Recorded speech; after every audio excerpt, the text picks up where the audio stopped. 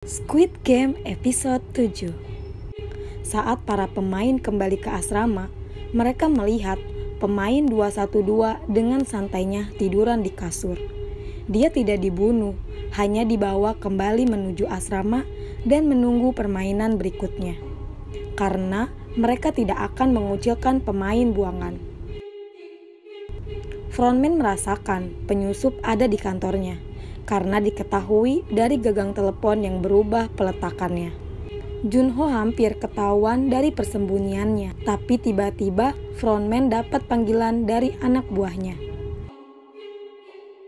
Di dalam asrama, semua pemain pada sedih karena kehilangan orang terdekatnya, kecuali Doksu dan Sangwoo. Sebuah mayat telah ditemukan di laut yang merupakan anggota staf yang dibunuh dan dicuri identitasnya oleh Junho.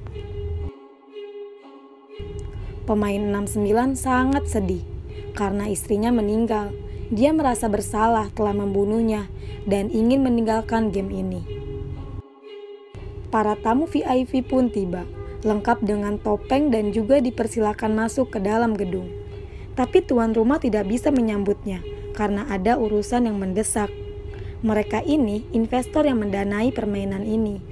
Dia menikmati permainannya dengan cara bertaruh. Junho yang kebetulan berada di ventilasi mendengarkan semuanya. Semua orang di sini memakai topeng yang membuat Junho lebih mudah untuk menyamar menjadi pelayan. Dia mengambil topeng dan juga pakaian untuk melayani salah satu tamu VIP. Pada pagi harinya, telah ditemukan pemain 69 gantung diri. Uang di celengan pun bertambah. Permainan kelima segera dimulai, dan para tamu VIP sudah menunggu di sebuah ruangan. Para pemain disuruh memilih angka yang terdapat di manekin. Angka-angka itu akan menjadi urutan para pemain yang akan memainkan game ini. Sebagian pemain sudah mengambil angka-angka yang di tengah, cari aman. Sedangkan Gi-hun masih kebingungan. Tapi ketika dia ingin memutuskan, tapi sisa pemain sudah lebih dulu mengambil nomor-nomor itu. Yang tersisa adalah nomor 1 dan nomor 16. Akhirnya, Gi-hun memilih nomor 1. Tapi pemain 96 memohon kepada Gi-hun agar menukarnya karena ia tidak mau nomor 16. Gi-hun pun merelakan nomor 1 ke pemain 96. Permainan pun dimulai. Permainan tersebut dinamakan batu loncatan kaca. Ada kaca yang kuat dan kaca biasa, di mana setiap pemain disuruh melompat menuju ke depan untuk mencari tahu mana yang benar. Seperti yang diharapkan, kaca biasa akan pecah, sementara kaca yang kuat tidak bisa pecah walaupun dilompati oleh 2 orang. Permainan ini dibatasi waktu 15 menit. Tidak butuh waktu lama, di lompatan kedua, pemain 96 jatuh karena salah memilih kaca. Yang lain kemudian segera melompat bergiliran. Dengan waktu hampir habis, setiap pemain mulai tidak sabar mendorong yang ada di depan.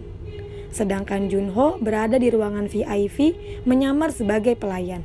Dia merekam semua kejadian dengan kamera HP-nya yang disembunyikan di lengan bajunya. Dia juga digoda oleh tamu VIP, disuruh melepas topengnya agar bisa menikmati wajah gantengnya. Tapi Junho menolak dan meminta melakukannya di tempat lain. Permainan semakin rusuh. Para pemain saling mendorong karena terlihat waktu yang terus berjalan. Doksu tidak mau melangkah duluan, sehingga 212 mengorbankan dirinya dengan memeluk Doksu, hingga membawa Doksu terjun bersamanya.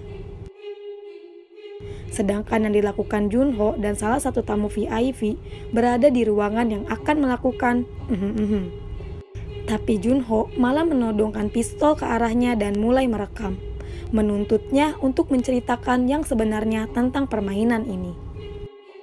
Frontman menyadari ada sesuatu yang terjadi, sehingga menyuruh petugas untuk mengecek keberadaan mereka.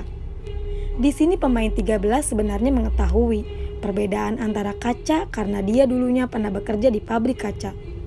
Para tamu VIP mengetahui hal itu, sehingga lampu dimatikan agar dia tidak bisa membedakan kacanya menggunakan pantulan lampu. Tapi pemain 13 masih bisa membedakannya dengan suara, sehingga ia perlu benda untuk dilemparkan ke kaca.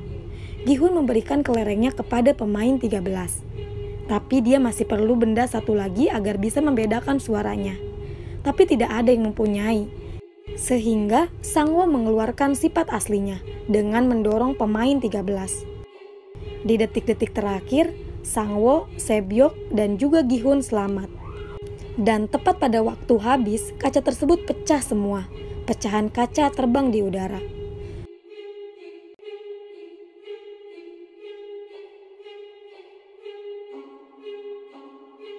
Sementara Junho terus aja bergerak untuk kabur.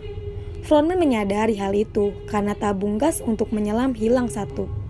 Adegan terakhir dari episode ini adalah Junho keluar dari pulau, jauh di dalam air, namun frontman dan anak buahnya sedang mengejar naik perahu.